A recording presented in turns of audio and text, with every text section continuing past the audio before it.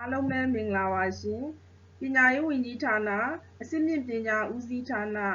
မန္တလေးတက္ကသိုလ်ဓာတုဗေဒဌာနရဲ့ Undergraduate Program အကြောင်းကိုမိတ်ဆက်ပေးသွားမှာဖြစ်ပါတယ်ကျွန်မကတော့မန္တလေးတက္ကသိုလ်ဓာတုဗေဒဌာနမှတွဲဘက်ပမောက္ခဒေါက်တာအေးမွန်တီယာညိုဖြစ်ပါတယ်မန္တလေးတက္ကသိုလ်ရဲ့ကိုဝင်လာပြီဆိုတာနဲ့ Main Building ရဲ့အပေါ်တက်မှာ Chemistry Department ရှိပါတယ်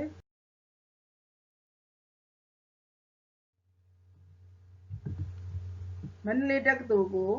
1925ခုနှစ်မှာမန္တလေး College ဖြစ်စတင်ဖွင့်လှစ်ခဲ့ပါတယ်1948ခုနှစ်မှာတော့မန္တလေး University College ဖြစ်လာပါတယ်ဓာတုဗေဒဌာနကတော့1958ခုနှစ် University of Mandalay ဖြစ်နေတဲ့အချိန်ဒီမှာစတင်တည်ထောင်ခဲ့တာဖြစ်ပါတယ်1964ခုနှစ် Mandalay Arts and Science University ဖြစ်လာတဲ့အချိန်မှာယနေ့ထိတိုင်ကျောင်းသားကျောင်းသူများကိုဓာတုဗေဒနဲ့ပတ်သက်တဲ့အခြေခံ knowledge တွေပြည့်ဝစေဖို့ရာအတွက်ဓာတုဗေဒဌာနမှာအဓိကဦးတည်ဆောင်ရွက်လျက်ရှိပါတယ်ဓာတုဗေဒဘာသာရပ်မှာအဓိက course တွေအနေနဲ့ inorganic physical organic analytical chemistry တွေကိုသင်ကြားပေးပါတယ်ခုခါမှာတော့ environmental chemistry နဲ့ biochemistry တွေကိုပါအသစ်တိုးချဲ့ပြီးသင်ကြားလျက်ရှိပါတယ်မန္တလေးတက္ကသိုလ်ဓာတုဗေဒဌာနရဲ့ study fees အသစ်တွေအနေနဲ့ကတော့1998ခုနှစ်မှာ PhD Chemistry Program 2001ခုနှစ်မှာ Biochemistry Program တို့ကိုစတင်ဖွင့်လှစ်သင်ကြားနိုင်ခဲ့ပါတယ်ဓာတုဗေဒဌာနရဲ့ program တွေအားလုံးဟာအမြဲတစေစမ်းသစ်နေပြီးတော့မှမတူညီတဲ့ stakeholders များရဲ့လိုအပ်ချက်ကိုပြည့်မီရန်နဲ့ national and international standards ပြည့်မီဖို့ရာဦးတည်ဆောင်ရွက်လျက်ရှိပါတယ်2020ဒီဇင်ဘာလမှာလည်း Diploma in Food Science ကိုအသစ်ဖွင့်လှစ်သင်ကြားဖို့စီစဉ်ဆောင်ရွက်လျက်ရှိပါတယ်ဓာတုဗေဒဌာနမှာ Professors 4 ဦးရှိပါတယ်ဒေါက်တာရီမြင့်ကတော့ Professor and Head ပါဒေါက်တာခိုင်ခိုင်ကျူဒေါက်တာလွင်မူအောင်နဲ့ဒေါက်တာလှမျိုးမင်းတို့ကလည်း Professors များဖြစ်ကြပါတယ်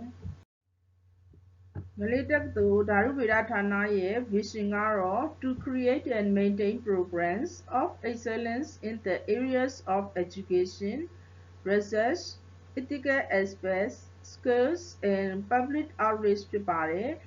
ဒီ vision ကိုဖြစ်မြောက်အောင်မြင်ဖို့အတွက်ဓာတုဗေဒဌာနကမွေးထုတ်ပေးလိုက်တဲ့ကျောင်းသားကျောင်းသူများဟာပညာရေးနယ်ပယ်သုတေသနနယ်ပယ်ကျင့်ဝတ်စည်းကမ်းဆိုင်ရာနယ်ပယ်များမှာရည်သွေးပြည့်မီပြီးထူးချွန်တဲ့ကျောင်းသားကျောင်းသူများဖြစ်အောင်ဓာတုဗေဒဌာနမှအစဉ်ကြိုးပမ်းဆောင်ရွက်ပေးလျက်ရှိပါတယ်ဓာတုဗေဒဘာသာရပ်ဖြင့်လူပေါင်းလောကကိုမြင့်တင်အံ့ဆိုတဲ့ဓာတုဗေဒဌာနရဲ့ educational philosophy နဲ့အညီကျောင်းသားကျောင်းသူများကိုအရေးအသွေးပြည့်မီတဲ့လူငယ်လေးများဖြစ်အောင်ပြုစုပျိုးထောင်ပေးလျက်ရှိနေပါတယ်ဓာတုဗေဒဌာနရဲ့ vision ကိုဖြစ်မြောက်အောင်မြင်ဖို့ရာအတွက် mission များလည်းချမှတ်ထားပြီးဖြစ်ပါတယ်mission ကိုဖြစ်မြောက်အောင်ဆောင်ရွက်ရာမှာ outcome based education ဆိုတဲ့အတိုင်း lesson learning outcomes ကိုအခြေခံပြီး course learning outcomes အဲဒီမှတစ်ဆင့် program learning outcomes အစစ်စစ်အောင်မြင်အောင်ဆောင်ရွက်ပြီး vision ကိုရောက်ရှိစေမှာဖြစ်ပါတယ်ခုဆက်လက်တင်ပြသွားမယ့်အကြောင်းအရာကတော့ number of steps in development of chemistry ပါဓာတုဗေဒဌာနမှာရှိတဲ့ဆရာဆရာမအင်အားနဲ့ဝန်ထမ်းအင်အားတွေကိုဖော်ပြသွားမှာဖြစ်ပါတယ်ဒီပုံလေးကတော့မန္တလေးတက္ကသိုလ်ဓာတုဗေဒဌာနမှာရှိတဲ့ဆရာဆရာမများရဲ့ PhD ရရှိမှုအခြေအနေကိုဖော်ပြပါတယ် Professor အားလုံးနဲ့ Associate Professors အားလုံးဟာ PhD holder များဖြစ်ပါတယ် Lecturer 25ယောက်မှာ15ယောက်ကတော့ PhD holder ဖြစ်ပြီး10ယောက်ကတော့ PhD ရဖို့ကြိုးစားနေဆဲဖြစ်ပါတယ် Assistant Lecturer 6ယောက်ကလည်း PhD တက်ရောက်နေဆဲဖြစ်ပါတယ်ဒီပုံမှာဖော်ပြထားတာကတော့ PhD ရရှိပြီးဆရာဆရာမနဲ့မရသေးတဲ့ဆရာဆရာမတွေကိုနှိုင်းယှဉ်ပြထားပါတယ်ဓာတုဗေဒဌာနမှာ PhD ဘွဲ့ရရှိပြီးသူဆရာဆရာမ25ဦးရှိပါတယ်ဘွဲ့မရသေးတဲ့သူကတော့16ဦးရှိပါတယ်Professor 4ဦး Associate Professor 6ဦး Lecturers 25ယောက်နဲ့ Assistant Lecturer 6ယောက်ရှိပြီး Sports Staff ကတော့3ယောက်ရှိပါတယ် program level learning outcomes မှာပထမဦးစွာ subject space learning outcomes ကိုအရင်ဆုံးချမှတ်ပါတယ်။အဲ့မှာပိုင်း၃ပိုင်းပါဝင်ပါတယ် knowledge skills attitudes and behaviors တို့ဖြစ်ပါတယ်။ knowledge မှာဆိုရင်ဓာတုဗေဒကျောင်းသူကျောင်းသားများဟာပြင်ပလောကမှာအမှန်တကယ်အသုံးပြုနိုင်တဲ့ဓာတုဗေဒဘာသာရပ်ရဲ့ basic theoretical principle major concept များနဲ့ practical knowledge များကိုသိရှိနားလည်ဖို့လိုအပ်ပါတယ်။ skills မှာတော့ chemical တွေကိုကိုင်တွယ်အသုံးပြုတဲ့နေရာမှာအန္တရာယ်ကင်းစွာအသုံးပြုနိုင်ရေးကအဓိကကျပါတယ်။တစ်ဆက်တည်းမှာပဲခေတ်မီဓာတ်ခွဲခန်းနဲ့ဓာတ်ခွဲခန်းသုံးပစ္စည်းများကိုကိုင်တွယ်အသုံးချတတ်အောင်လည်းသင်ကြားပေးပါတယ်။နောက်တစ်ခုကတော့ critical thinking problem solving skill နဲ့ analyzing data skill တွေကိုလည်းအမှန်တကယ်အသုံးချတတ်အောင်စုပေါင်းလုပ်တတ်တဲ့ကျင့်ကိုရရှိအောင်လုပ်ဆောင်ပေးပါတယ် attitudes and behavior မှာတော့ chemicals တွေကိုကိုင်တွယ်အသုံးပြုတဲ့နေရာမှာ environmental pollution တွေလျှော့ချနိုင်သမျှလျှော့ချနိုင်ဖို့အတွက်စီမံတတ်အောင်လေ့ကျင့်သင်ကြားပေးရပါတယ်။ဆက်လက်ပြီးတော့ generous learning outcome မှာလည်းအပိုင်း၃ပိုင်းခွဲခြားဆောင်ရွက်ပါတယ်။အဓိကအားဖြင့် generous learning outcome မှာဓာတုဗေဒဘာသာရပ်နဲ့ကျောင်းပြီးသွားကြမဲ့ကျောင်းသူကျောင်းသားများဟာပြင်ပလုပ်ငန်းခွင်ကိုရောက်တဲ့အခါမှာလည်းမိမိတို့တက်ကြွထားတဲ့ဓာတုဗေဒဘာသာရပ်ကိုကျွမ်းကျင်ပိုင်နိုင်စွာအသုံးချလုပ်ကိုင်နိုင်မှုဟာအရေးကြီးပါတယ်။လူများနဲ့ပေါင်းသင်းဆက်ဆံနိုင်မှုရိုးသားစ조사ပြီးအလုပ်ကိုကောင်းမွန်စွာလုပ်ဆောင်နိုင်ဖို့လူများနဲ့ပေါင်းသင်းဆက်ဆံရေးမှာပြင်ပဖို့စတာတွေအထိဓာတုဗေဒဌာနကသင်ကြားပေးလိုက်မှာဖြစ်ပါတယ်။ program specification အနေနဲ့ကတော့မန္တလေးတက္ကသိုလ်ရဲ့ undergraduate တန်းမှာတက်ရောက်ကြမဲ့ဓာတုဗေဒကျောင်းသူကျောင်းသားများဟာ University Prospectus Students Handbook and University of Mandalay web page များမှာညွှန်ကြားထားတဲ့အတိုင်းလျှောက်ထားစေမှာပါ။ program level ကတော့ undergraduate တန်းအတွက် bachelor level ပါ။ program name ကတော့ BSc Chemistry ပါ။ qualification for entrance အနေနဲ့ကတော့အဓိကလိုအပ်ချက်များကို University Guidebook Entrance Guidebook များမှာညွှန်ကြားထားပြီးဖြစ်ပါတယ်။မန္တလေးတက္ကသိုလ်ဓာတုဗေဒဘာသာရပ်ကိုတက်ရောက်သင်ကြားကြမဲ့ undergraduate ကျောင်းသားကျောင်းသူများဟာ matriculation exam မှာဓာတုဗေဒဘာသာရပ်ဂုဏ်ထူးရပြီး total marks ကအနည်းဆုံး400ရတဲ့ကျောင်းသူကျောင်းသားများကိုတက်ရောက်စေမှာဖြစ်ပါတယ်။ program specification အနေနဲ့မန္တလေးတက္ကသိုလ်မှာတက်ရောက်ကြမဲ့ကျောင်းသူကျောင်းသားများဟာ BSc ဘွဲ့အတွက်4နှစ်တက်ရောက်ရပါမယ်။တစ်နှစ်ကို semester 2ခုနဲ့ total 8 semesters တက်ရပါမယ်။ total credit unit ကတော့168 unit ရှိပြီးတော့နောက်ဆုံးနှစ်မှာ10 paper project paper တစ်ခုကို BSc ဘွဲ့အတွက်တင်သွင်းရမှာဖြစ်ပါတယ်။ program structure and content အနေနဲ့ကတော့ curriculum and syllabus mark distribution နဲ့ textbooks lecture guide reading list တွေပါဝင်မှာဖြစ်ပါတယ်။ teaching and learning approach မှာအပိုင်း၅ပိုင်းရှိပါတယ်။ပထမတစ်ပိုင်းက teaching and learning methods ပါ။ teaching and learning methods မှာကျောင်းသူကျောင်းသားများတတ်သိနားလည်လွယ်တဲ့ခေတ်မီနည်းစနစ်များကိုအသုံးပြုပြီးသင်ကြားပေးမှာဖြစ်ပါတယ်။နံပါတ်2ကတော့ lifelong learning ပါ။စဉ်ဆက်မပြတ်ပညာရေးကိုသင်ကြားပါမယ်။နံပါတ်3အချက်ဖြစ်တဲ့ teaching learning as materials မှာတော့ classrooms laboratories multimedia language lab and computer lab များပါဝင်မှာဖြစ်ပါတယ်။ teaching learning with international professors ဒီအချက်မှာတော့အခါအားလျော်စွာ international professor များရဲ့ lecture များကိုတက်ရောက်သင်ကြားရပါမယ်။ use of ICT in TL ICT နည်းပညာများအသုံးပြုပြီးသင်ကြားပေးသွားမှာဖြစ်ပါတယ်။ခုတင်ပြမယ် teaching strategies ပိုင်းမှာတော့ lecture pre-reading and self-directed learning strategies group discussion problem-solving cooperative approach, or a PowerPoint presentation by individual student, assignment, questions and answer, recalling or memorizing information that has been studied from previous lecture or long-term memory, စတဲ့အချက်တွေပါဝင်ပါတယ်။ဆက်လက်ပြီးတော့ student learning strategies မှာတော့ listening carefully in lecture သင်ကြားမှုကိုကျောင်းသူကျောင်းသားများဂရုစိုက်နားထောင်ခြင်း cooperative learning စုပေါင်းသင်ယူခြင်း group discussion with or without teachers ဆရာဆရာမပါသည်ဖြစ်စေမပါသည်ဖြစ်စေ group discussion များပြုလုပ်ခြင်း pre-reading the lesson သင်ကြားမဲ့သင်ခန်းစာများကိုကြိုတင်ဖတ်ပြီးတော့မှပြင်ဆင်ခြင်း learning from academic website or YouTube video to increasing the understanding of the lessons သင်ကြားသင်ယူမှုမှာအထောက်အကူပြုမဲ့ website များ YouTube ဗီဒီယိုများကိုလေ့လာခြင်းအပြင်သင်ကြားသင်ယူမှုကိုပိုမိုနားလည်နိုင်စေမယ် homework exercise assignment presentation ဒါကတော့ကျောင်းသူကျောင်းသားများကိုယ်တိုင်ပြန်လှန်လေ့ကျင့်ခြင်းဖြစ်ပါတယ် prepare for semester end exam နောက်ဆုံး exam အတွက်ပြင်ဆင်ခြင်းတို့ပါဝင် student assessment ကိုတော့အချက် 5 ချက်နဲ့လုပ်ဆောင်ပါတယ် student intake policies assessment system methods assessment records student assessment by teachers question bank marking scheme grading system student attendance absent records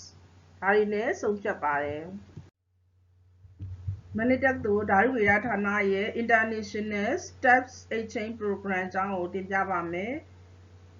STEP Exchange Program ကတော့ကျောင်းသူကျောင်းသားများကိုသင်ကြားပေးမဲ့ဆရာဆရာမများရဲ့အရေးချင်းကိုပုံမမြင့်တင်ပေးဖို့ရာအတွက် International STEP Exchange Program များဆေးလွှတ်ခြင်းပဲဖြစ်ပါတယ်ဒီ slide မှာဖော်ပြထားတာတွေကတော့ဆရာဆရာမတချို့ရဲ့ International STEP Exchange Program များဖြစ်ပါတယ် STEP Exchange Program များဆောင်ရွက်ပေးတဲ့နည်းတူဆရာဆရာမအများစုအတွက်လည်း International Professors များဖိတ်ခေါ်၍ seminar များ conference များ lecture များပြုလုပ်ပေးခြင်းအပြင်ဆရာဆရာမများရဲ့အရေးအသွေးတိုးတက်အောင်ဓာတုဗေဒဌာနအနေနဲ့အစဉ်ဆောင်ရွက်ပေးလျက်ရှိပါတယ်ဒီပုံကတော့ဂျပန်နိုင်ငံ Major University ကဒေါက်တာယိုရှိယာခိထကာယာက seminar ပါဒီပုံလေးကတော့ American နိုင်ငံ California San Diego State University မှာဒေါက်တာဝီလီယံတောင်ရဲ့ seminar ပါဒီပုံကတော့ Osaka University မှာ Professor ဒေါက်တာ Hidehiro Sakura ရဲ့ lecture ပါမန္တလေးတက္ကသိုလ်ဓာတုဗေဒဌာနဟာ International Collaboration in Research အနေနဲ့ International Science Program Uppsala University Sweden နဲ့ Solid Waste Management Project ကို2020ခုနှစ်မှာပြုလုပ်ခဲ့ပါတယ် China Myanmar Joint Intergovernmental Research Project အနေနဲ့ကတော့ Studies on Chemical Bioactive Constituents and Transformation of Endemic and Traditional Medicinal Plants in Yunnan and Myanmar ခေါင်းစဉ်နဲ့2020မှ2023အတွင်းမှာပြုလုပ်သွားမှာဖြစ်ပါတယ်မန္တလေးတက္ကသိုလ်ဓာတုဗေဒဌာနမှာတက်ရောက်ပညာသင်ကြားနေကြတဲ့ကျောင်းသူကျောင်းသားများကိုလည်း International Knowledge များရရှိစေရန် International Students Exchange Program များ Competition များမှာပါဝင်စေပါတယ်မန္တလေးတက္ကသိုလ်ဓာတုဗေဒဌာနရဲ့ Student Output ကိုကြည့်မယ်ဆိုရင်2013မှာ First Batch အနေနဲ့ Undergraduate တန်းကိုတက်ရောက်ခဲ့တဲ့ကျောင်းသူကျောင်းသားများတွေက17ယောက်ဟာမန္တလေးတက္ကသိုလ်ဓာတုဗေဒဌာနမှာ Part-time Demonstrator များအဖြစ်တာဝန်ထမ်းဆောင်နေပြီဖြစ်ပါတယ်။မှတ်စဉ်12မှ16အထိကတော့မန္တလေးတက္ကသိုလ်ဓာတုဗေဒဌာနမှာမဟာသိပ္ပံဒုတိယနှစ်သင်တန်းကိုတက်ရောက်နေကြပါတယ်။ Undergraduate တန်း First Batch ကကျောင်းသူကျောင်းသား2ဦးဟာတရုတ်နိုင်ငံ Beijing University of Chemical Technology မှာဆက်လက်ပညာသင်ကြားလျက်ရှိပါတယ်။တဦးကလည်း တရုတ်နိုင်ငံဆန်ယက်ဆန် University မှာဆက်လက်ပညာသင်ကြားလျက်ရှိပါတယ်။ကျန်တဲ့ကျောင်းသူကျောင်းသားများကလည်း private centers များမှာအလုပ်အကိုင်တည်တည်ရရှိနေကြပြီဖြစ်ပါတယ်။မန္တလေးတက္ကသိုလ်ဓာတုဗေဒဌာနဟာကျောင်းသားကျောင်းသူများကိုကိုယ်ပိုင်ကိုယ်ရည်ကိုယ်သွေးများလည်းမြင့်တင်ပေးဖို့ရာအတွက်ခါအားလျော်စွာပွဲလမ်းများကျင်းပပေးပါတယ်။ဒီ slide မှာဖော်ပြထားတဲ့ပုံရိပ်တချို့ကတော့ International Years of Periodic Table of Chemical Elements ဆိုတဲ့ခေါင်းစဉ်နဲ့ activity များမှာ poster များပြိုင်ပွဲများပြုလုပ်ပေးခြင်းဆုချီးမြှင့်ခြင်းအားဖြင့်ကျောင်းသူကျောင်းသားများရဲ့ကိုယ်ပိုင်ဉာဏ်ရည်ဉာဏ်သွေးကိုမြင့်တင်ပေးပါတယ်။ဒီ slide မှာပြသထားတဲ့ပုံရိပ်တချို့ကတော့ဝါရီဥပုသ်သီလပွဲများမှာမန္တလေးတက္ကသိုလ်ဓာတုဗေဒဌာနရှိဆရာဆရာမများကျောင်းသူကျောင်းသားများအားလုံးမိမိချစ်ခင်စွာနဲ့သဒ္ဒါကြည်ဖြူစွာလှူဒန်းကြတဲ့ပုံရိပ်များဖြစ်ပါတယ်။ထိုနည်းတူစွာပဲဓာတုဗေဒနဲ့ဇီဝဓာတုဗေဒမိသားစုမောင်မယ်တစ်လွင်ကြိုဆိုပွဲဆုနှင်းသဘင်ပွဲအခမ်းအနားများမှာလည်းအားကစားထူးချွန်သူများစာပေထူးချွန်သူများတခြားဘက်စုံထူးချွန်သူများအားလုံးကိုဆုများအသီးသီးချီးမြှင့်ပေးပါတယ်။ကျောင်းသူကျောင်းသားများအနေနဲ့ဘက်စုံတော်သောပညာရည်ထူးချွန်သောကျောင်းသူကျောင်းသားများဖြစ်အောင်ကြိုးစားလိုစိတ်များကိုဖြစ်ပေါ်လာစေပါတယ်။ဆက်လက်ပြီးတော့ဓာတုဗေဒဌာနရဲ့ lifelong learning အနေနဲ့စဉ်ဆက်မပြတ်ပညာရေးအတွက် online learning ပြင်ဆင်ထားမှုများကိုမိတ်ဆက်ပေးပါမယ်။ပထမနှစ်ဓာတုဗေဒကျောင်းသူကျောင်းသားများအားလုံးမင်္ဂလာပါ။ဒီနေ့ပို့ချမယ့်သင်ခန်းစာကတော့ပထမနှစ်ဓာတုဗေဒကျောင်းသူကျောင်းသားများအတွက် module number CAM 1102ကိုပို့ချပေးသွားမှာဖြစ်တယ်။သင်ခန်းစာမစခင်မင်းတို့ကိုဓာတုဗေဒဘာသာရပ်နဲ့ပတ်သက်တဲ့သိသင့်သိထိုက်တဲ့အချက်လေးတွေနဲ့မိတ်ဆက်ပေးပါမယ်။ဓာတုဗေဒဘာသာရပ်မှာအဓိကအားဖြင့် branch ၄ခုရှိပါတယ်။နံပါတ်1 inorganic chemistry ပါ။ inorganic chemistry မှာမင်းတို့လေ့လာကြရမှာက inorganic compound တွေနဲ့ metal တွေရဲ့အကြောင်းကိုအဓိကလေ့လာကြရမှာဖြစ်တယ်။နောက်နှစ်ကတော့ physical chemistry ပါ။ physical chemistry မှာ substance တွေရဲ့ physical properties နဲ့သူတို့ရဲ့ composition တွေ transformation တွေအကြားဖြစ်ပေါ်တဲ့ဆက်စပ်မှုတွေကိုလေ့လာတဲ့ဘာသာရပ်ဖြစ်တယ်။ reaction တွေကိုလေ့လာတဲ့အခါတိုင်းမှာ reaction တွေရဲ့ rate တွေ kinetic တွေအခြေခံပြီးတော့မှဒီဘာသာရပ်မှာမင်းတို့သင်ကြားလေ့လာကြရမှာဖြစ်တယ်။တတိယမျိုးစားကတော့ organic chemistry ပါ။ organic chemistry ကိုတော့ chemistry of life လို့ခေါ်ပါတယ်။သက်ရှိများနဲ့တိုက်ရိုက်သက်ဆိုင်တဲ့ဓာတုဗေဒဘာသာရပ်ဖြစ်ပါတယ်။သက်ရှိများမှာအဓိကပါဝင်တဲ့ hydrocarbons တွေရဲ့အကြောင်းကိုဒီဘာသာရပ်မှာမင်းတို့လေ့လာကြရမယ်။နောက်ဆုံးတစ်ခုကတော့ analytical chemistry ပါ။သူ့ကိုတော့ဓာတ်ခွဲဓာတုဗေဒလို့ခေါ်ပါတယ်။ရာဝတ္ထုပစ္စည်းတွေထဲမှာရှိတဲ့ chemical composition ပါဝင်မှုတွေကိုလေ့လာတဲ့အခါတိုင်းမှာ analytical chemistry ကိုသုံးပြီးတော့မှခွဲခြမ်းစိတ်ဖြာရပါတယ်။ဒီလိုပထမနှစ်ဓာတုဗေဒမှာတော့ analytical chemistry နဲ့တိုက်ရိုက်သက်ဆိုင်တဲ့အကြောင်းအရာတွေမပါသေးတာကိုတွေ့ရပါမယ်။ဒီနေ့မင်းတို့ပို့ချမယ်သင်ခန်းစာ module CAM 1102ရဲ့ foundation chemistry 2မှာဆိုရင်အဓိကအားဖြင့် chapter 4ခုပါဝင်ပါတယ်။ chapter 1 chemical bonds, chapter 2 metals, metalloids and non-metallic elements ဒီ chapter နှစ်ခုကတော့ inorganic chemistry ရဲ့ portion ပဲဖြစ်ပါတယ်။ chapter 3 general properties of aqueous solution ကတော့ physical chemistry ရဲ့ portion ဖြစ်ပါတယ်။ chapter 4 aliphatic compounds 2ကတော့ organic chemistry ရဲ့ portion ပဲဖြစ်ပါတယ်။အခုပို့ချမယ့်သင်ခန်းစာမှာ chapter 4 organic chemistry ပိုင်းက aliphatic compounds 2ကိုပို့ချပေးသွားမှာဖြစ်တယ်။ပြီးခဲ့တဲ့ first semester မှာမင်းတို့က aliphatic compounds 1 saturated hydrocarbons, unsaturated hydrocarbons နဲ့ alcohol တွေရဲ့အကြောင်းကိုလေ့လာခဲ့ပြီးဖြစ်တယ်။အခုဆက်ပြီးတော့မှတခြားသော functional group တွေပါတဲ့ aliphatic compounds အမျိုးအစားတွေဖြစ်တဲ့ ethers, aldehyde နဲ့ ketone တွေရဲ့အကြောင်းကိုဆက်ပြီးလေ့လာသွားကြမယ် ပထမဦးစွာ organic compound ethers တွေရဲ့အကြောင်းကိုလေ့လာကြရအောင်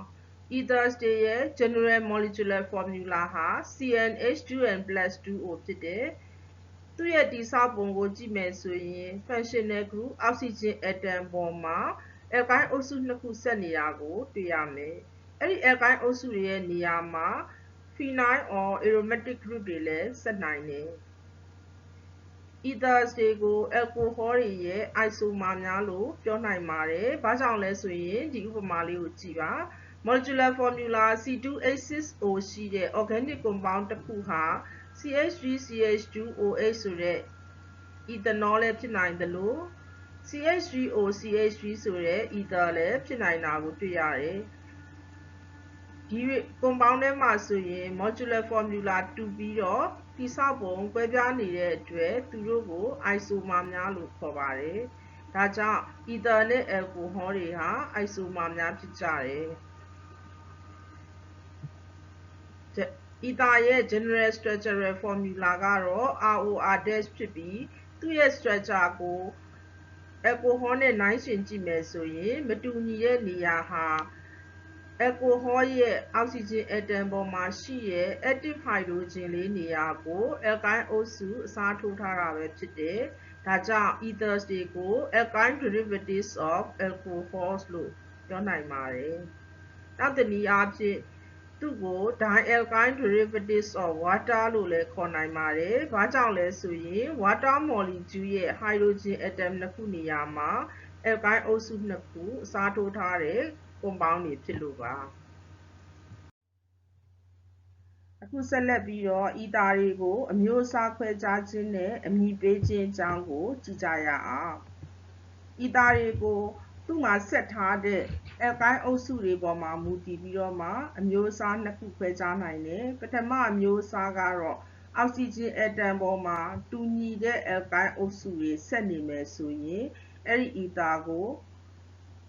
simple or symmetrical ethers လို့ခေါ်မယ် for example dimethyl ether dimethyl ether မှာဆိုရင် oxygen atom ရဲ့တစ်ဖက်တစ်ချက်စီမှာတူညီတဲ့ methyl အုပ်စုနှစ်ခုဆက်နေတာကိုတွေ့ရမယ် diethyl ether မှာလည်းအတူတူပဲ ethyl အုပ်စုနှစ်ခုဟာ ether ရဲ့ functional groups ဖြစ်တဲ့ oxygen atom ပေါ်မှာဆက်နေတာကိုတွေ့ရမယ်။ဒါကြောင့်မလို့တူညီတဲ့ atom နှစ်ခု oxygen atom ရဲ့တစ်ဖက်တစ်ချက်မှာဆက်နေတဲ့အတွက်ကြောင့်မလို့ dimethyl ether နဲ့ diethyl ether တွေကို simple or symmetrical ethers လို့ခေါ်မယ်။ဒုတိယအမျိုးအစားကတော့မတူညီတဲ့ alkyne အုပ်စုတွေ oxygen atom ပေါ်မှာဆက်နေတဲ့အမျိုးအစားဖြစ်တယ်။သူ့ကိုတော့ mixed ether or asymmetrical ethers လို့ခေါ်တယ်။ for example methyl ethyl ether methyl ethyl ether မှာဆိုရင် oxygen atom ရဲ့တစ်ဖက်မှာဆက်ထားတာက methyl group ဆက်ထားပြီးတော့တခြားတစ်ဖက်မှာတော့ ethyl group ဆက်ထားတာကိုတွေ့ရမယ်။ဒါကြောင့်မတူညီတဲ့ alkyne နှစ်ခုဆက်နေတာဖြစ်တဲ့အတွက်ကြောင့်မလို့ methyl ethyl ether ကို asymmetrical or mixed ether လို့ခေါ်တယ်။ဟိုနည်းတူစွာပဲ methyl propyl ether မှာလည်းမတူညီတဲ့ alkyne နှစ်ခု alkyne အုပ်စုနှစ်ခုဟာ oxygen atom ရဲ့တစ်ဖက်တစ်ချက်မှာဆက်နေတာကိုတွေ့ရမယ်။ဒါကြောင့်သူကလည်းပဲ mixed ether အမျိုးအစားဖြစ်တယ်။အခုဆက်လက်ပြီးတော့ ether တွေရဲ့အမည်ပေးစနစ်တွေကိုလေ့လာကြမယ်။ ether တွေကိုအမည်ပေးတဲ့အခါမှာ IUPAC name နဲ့ common name ဆိုပြီးတော့နှစ်မျိုးနဲ့စားရှိတယ်။အခုပေးထားတဲ့ structure လေးကိုအရင်ကြည့်ပါ။ဒီ structure မှာဆိုရင် ether ရဲ့ functional group oxygen atom ရဲ့တစ်ဖက်တစ်ချက်မှာရှိတဲ့ alkyne အုပ်စုနှစ်ခုဟာ CH2CH3 ဆိုတဲ့ ethyl အုပ်စုတွေဖြစ်တာကိုတွေ့ရပါမယ်။ IUPAC name နဲ့နာမည်ပေးဖို့ရာအတွက်ဆိုရင်သူ့မှာရှိတဲ့ alkyne အုပ်စုမှာအရှေ့ဆုံးကာဗွန်ဆက်တန်းကိုအခြေခံပြီးတော့ပေးပါမယ်။ဒီမှာဆိုရင်တော့နှစ်ခုဟာတူနေတဲ့အတွက်သူ့ရဲ့အရှေ့ဆုံးကာဗွန်ဆက်တန်းက ကာဗွန်နှလုံးရှိတယ်ဒါကြောင့်မလို့ IUPAC လိမ့်မှာဆိုရင် ethane နဲ့ဆုံးပါမယ်အဲ့ကာဗွန်နှလုံးရှိတဲ့ ethane မှာဆက်နေတဲ့အုပ်စုဒီ ethoxy အုပ်စုဖြစ်တဲ့အတွက်ကြောင့်မလို့သူ့ရဲ့ IUPAC လိမ့်ဟာ ethoxy ethane လို့ခေါ်ပါမယ် common name နဲ့နာမည်ပေးတဲ့အခါမှာတော့ functional group oxygen atom ရဲ့တစ်ဖက်တစ်ချက်မှာဆက်ထားတဲ့ alkyne အုပ်စုတွေကိုကြည့်ရမှာဖြစ်တယ်ဒီ structure မှာဆိုရင်တော့ alkyne အုပ်စုနှစ်ခုဟာ ethyne အုပ်စုချင်းတူနေတဲ့အတွက်သူ့ရဲ့နာမည်ဒီ diethyne oxygen atom ပါတဲ့အတွက်သူဟာ ether မျိုးစားဒါကြောင့် common name ဟာ diethyne ether ဖြစ်တယ်ဒီ structure မှာဆိုရင်တော့ alkyne အုပ်စုနှစ်ခုကမတူကြပါဘူးတစ်ခုက methyne တစ်ခုက ethyne အဲဆိုရင်သူတို့နှစ်ခုမှာအရှည်ဆုံးကာဗွန်ဆက်တန်းက ethine ဖြစ်တဲ့အတွက်သူ့နာမည်မှာနောက်ဆုံးက ethane လို့ဆုံးပါမယ်စားထိုးအုပ်စုက OCH3 ဆိုတဲ့ methoxy အုပ်စုဖြစ်တယ်ဒါကြောင့်သူ့ရဲ့ IUPAC လိမ့်ဟာ methoxy ethane ဖြစ်တယ်common name နဲ့ဆက်ပြီးတော့နာမည်ပေးကြည့်ရအောင် ether oxygen atom ရဲ့တစ်ဖက်မှာရှိတာက ethyne နောက်တစ်ဖက်မှာရှိတာက methine ဒါကြောင့်မလို့သူ့ရဲ့နာမည်ဒီ ethyne methine ether ဖြစ်တယ် ethyne နဲ့ methine မှာဆိုရင် ethyne ဟာအခရာ E နဲ့စတဲ့အတွက် alphabet ရာသူဟာရှေ့မှာရှိရမယ်ဒီ structure လေးကိုကြည့်ရအောင်ဒီ structure မှာဆိုရင်တော့ ether oxygen atom မှာဆက်နေတဲ့ alkyne group နှစ်ခုဟာစားထိုးအုပ်စုတွေပါနေတယ်တူလဲမတူကြဘူးဆိုတာကိုမင်းတို့တွေ့ရလိမ့်မယ်အဲ့ဒီမှာအရှည်ဆုံးကာဗွန်ဆက်တန်းက CH2 CH2 CH2 ဆိုတဲ့ကာဗွန်3လုံးပါတဲ့အုပ်စုကအရှည်ဆုံးဖြစ်တာကိုမြင်ရမယ်ဒါကြောင့်မလို့သူဒီ propane နဲ့ဆုံးပါမယ်ကဲပြီးရင်နံပါတ်တက်ပါမယ် ether oxygen atom ရဲ့ကက်လျက်ဒီကာဗွန်နံပါတ်1မှာ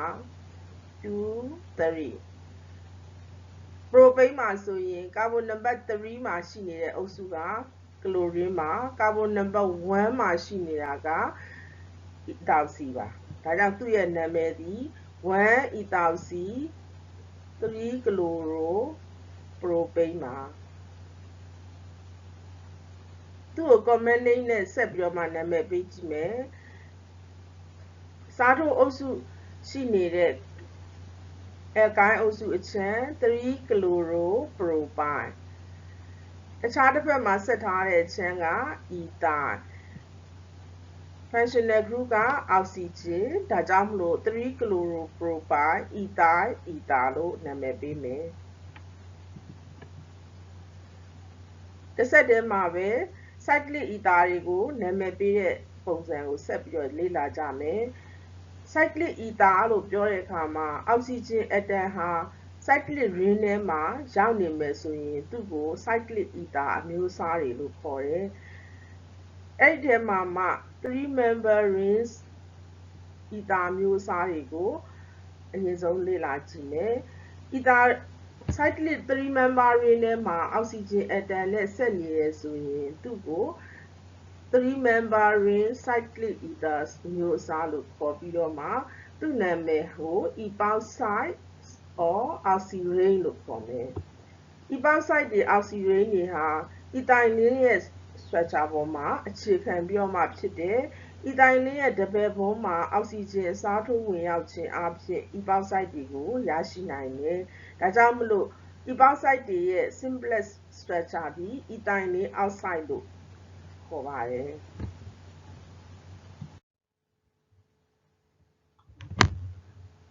အခု epoxide တွေရဲ့နာမည်ပေးပုံနည်းစနစ်အကြောင်းကိုဆက်ပြီးတော့မှလေ့လာကြည့်ကြမယ် epoxide နာမည်ပေးနည်းမှာလည်းနှစ်နည်းရှိတာကိုတွေ့ရမယ်ပထမတစ်နည်းကတော့ oxy ring ပေါ်မှာအခြေခံပြီးတော့မှနာမည်ပေးတယ် oxy ring ပေါ်မှာအခြေခံတဲ့နာမည်ပေးနည်းစနစ်မှာဆိုရင်တော့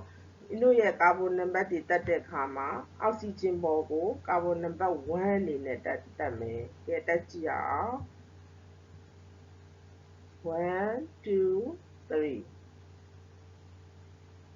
ဒါကအောက်ဆီရိန်းပေါ်မှာအခြေခံပြီးတော့နာမည်ပေးမှာပါ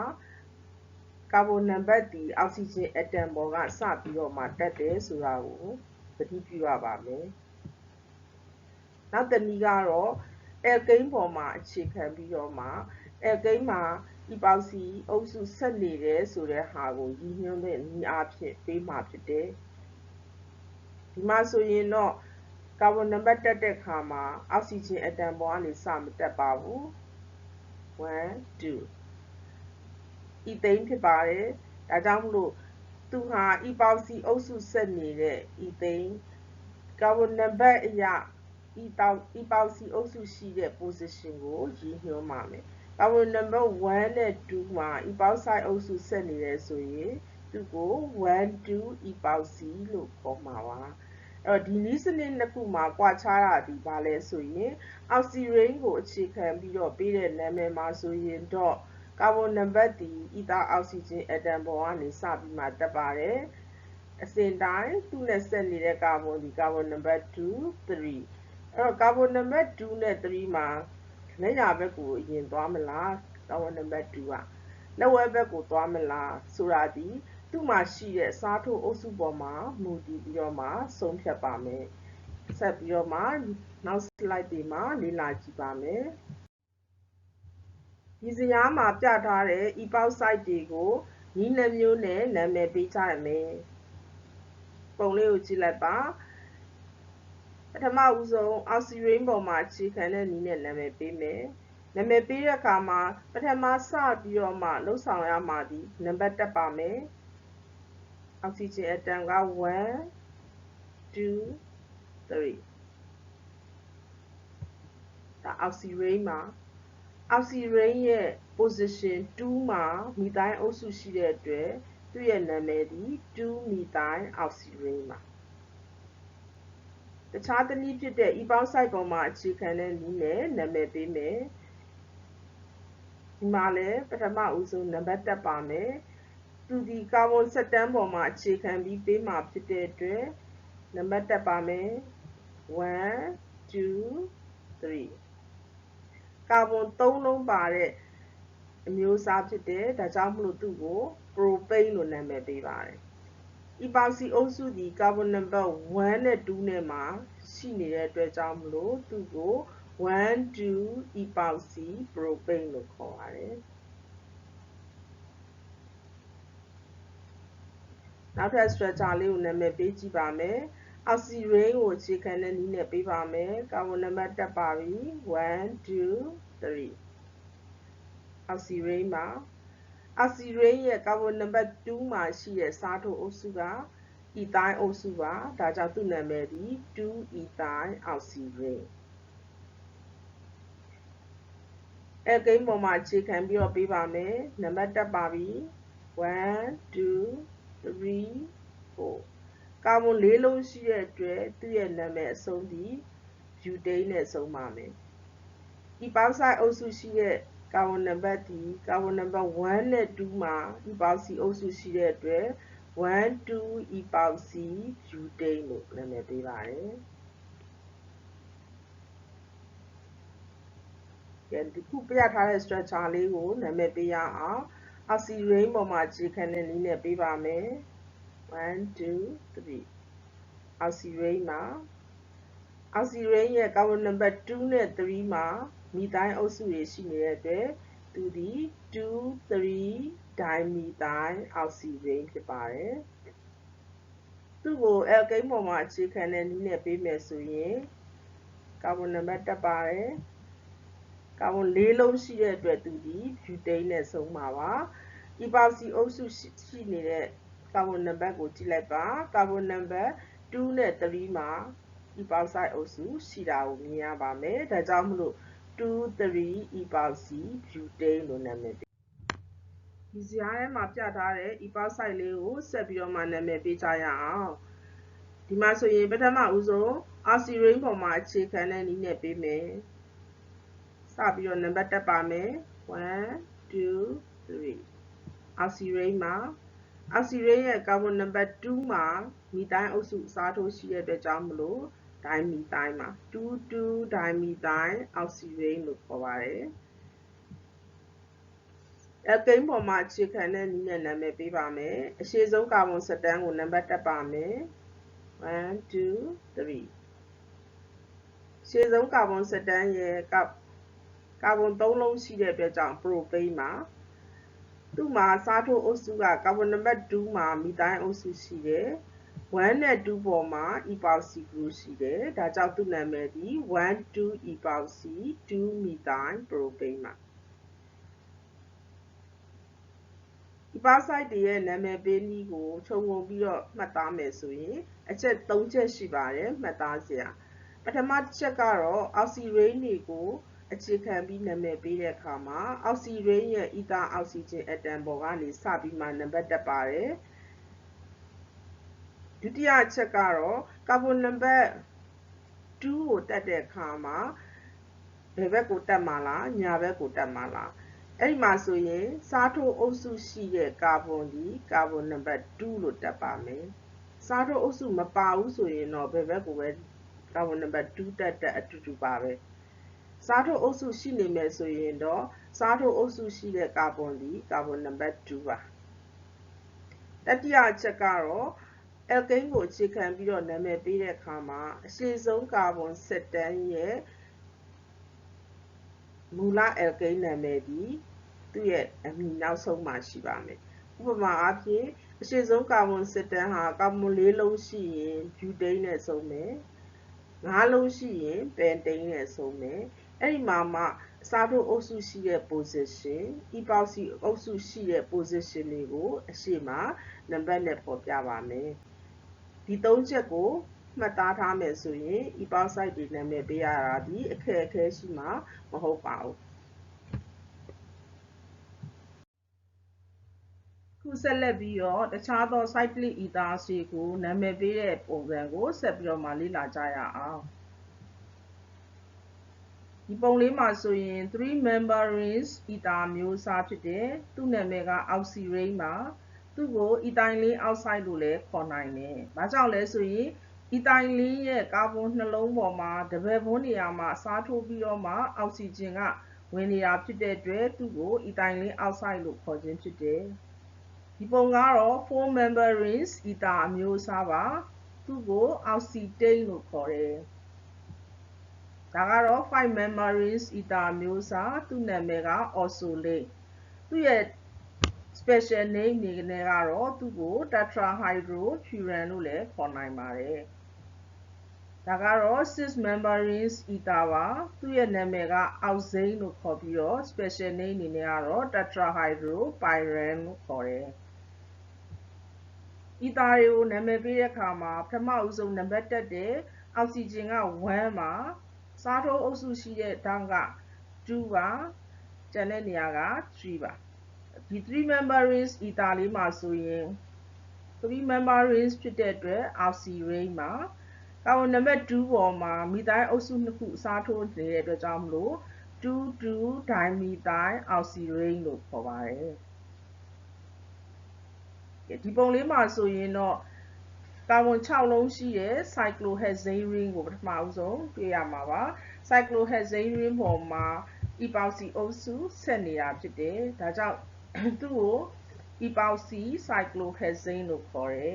epoxy အုပ်စုဆက်နေတဲ့ကာဗွန်ရဲ့ position ကိုကြည့်ရအောင်ကာဗွန်နံပါတ်1နဲ့2ပေါ်မှာ epoxy အုပ်စုကဆက်နေတာဖြစ်တဲ့အတွက်1 2 epoxy cyclohexane လို့ခေါ်တယ်ခုဆက်လက်ပြီး ethers နဲ့ epoxides တွေရဲ့ structure နဲ့ bonding တွေအကြောင်းကိုလေ့လာကြရအောင် ether တွေရဲ့ bond ဖြစ်ပေါ်မှုကို water နဲ့ alcohol molecule တွေနဲ့နှိုင်းယှဉ်ပြီးအလွယ်တကူနားလည်သဘောပေါက်နိုင်ပါတယ် alkyl group များရဲ့ van der Waals strain ကြောင့်အောက်ဆီဂျင်ပေါ်မှာရှိနေတဲ့ bond angle များကိုကြည့်မယ်ဆိုရင် ether ရဲ့ bond angle ဟာ alcohol ရဲ့ bond angle ထက်ကျယ်ပြီး alcohol ရဲ့ bond angle ဟာရေရဲ့ bond angle ထက်ကျယ်တာကိုတွေ့ရမှာဖြစ်တယ်ether ပေါ်မှာရှိတဲ့ alkyl အုပ်စုတွေရဲ့ group တွေဟာပိုပြီးတော့ကြီးလာတဲ့အခါဥပမာ ditertiary butyl ether မှာtertiary butyl group နှစ်ခုရဲ့ကြားမှာဖြစ်ပေါ်လာတဲ့ steric hindrance ကြောင့် COC ရဲ့ bond angle ဟာပိုပြီးတော့ကျယ်သွားတာကိုတွေ့ရမှာဖြစ်တယ်။ကျောင်းသူကျောင်းသားများကိုအဓိကမှာကြားလိုတာကတော့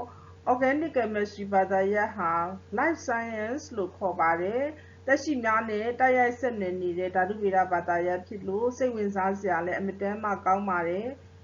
ကျောင်းသူကျောင်းသားအများစုက organic chemistry ကိုခက်တယ်ဆိုပြီးတော့မှမကြိုက်ကြပါဘူး။တကယ်တော့ organic chemistry ကိုလေ့လာတဲ့အခါမှာလေ့လာကြက်မှတ်တဲ့အခါမှာမင်းတို့ကပါဇက်ကယုံကျက်နေလို့တော့စာတွေကမှတ်မိမှာမဟုတ်ပါဘူး။ equation တွေချရေးရပါမယ်။ကြိမ်ခါချရေးခြင်းအပြင်မင်းတို့ရorganic chemistry ကိုလွယ်တကူနဲ့လေ့လာနိုင်မှာဖြစ်တယ်။အခုပြီးခဲ့တဲ့သင်ခန်းစာမှာလည်းအီသာရဲ့အမည်ပေးပုံပေးနည်းတွေအီပေါက်ဆိုက်တွေရဲ့အမည်ပေးပုံပေးနည်းတွေဟာတာမန်အားဖြင့်ကြည့်ရင်လွယ်ပါတယ်။ဒါလေးကိုမျက်စိနဲ့ယုံကြည့်ပြီးတော့မှဟာလွယ်တယ်ရပြီဆိုပြီးတော့မှရက်နေလို့မရပါဘူး။မင်းတို့ကကိုယ်တိုင်နာမည်ပေးကြည့်ရပါမယ်။မင်းတို့သင်ခန်းစာရဲ့နောက်ဆုံးမှာ exercise တွေရှိတယ်။အဲ့ဒီ exercise ထဲမှာပါတဲ့အမည်ပေးခိုင်းတဲ့ဟာတွေကိုကိုယ်တိုင်အမည်ပေးကြည့်ပါလေ့ကျင့်မှာချရေးပါအဲ့ခါမှာ organic chemistry ကလွယ်ကူးလာတာကိုတွေ့ရပါလိမ့်မယ်ဒါကြောင့်မလို့နောက် lecture မှာလည်းကျန်တဲ့အပိုင်းတွေကိုသင်ကြားဖို့ပြန်လည်ဆုံတွေ့ကြပါစို့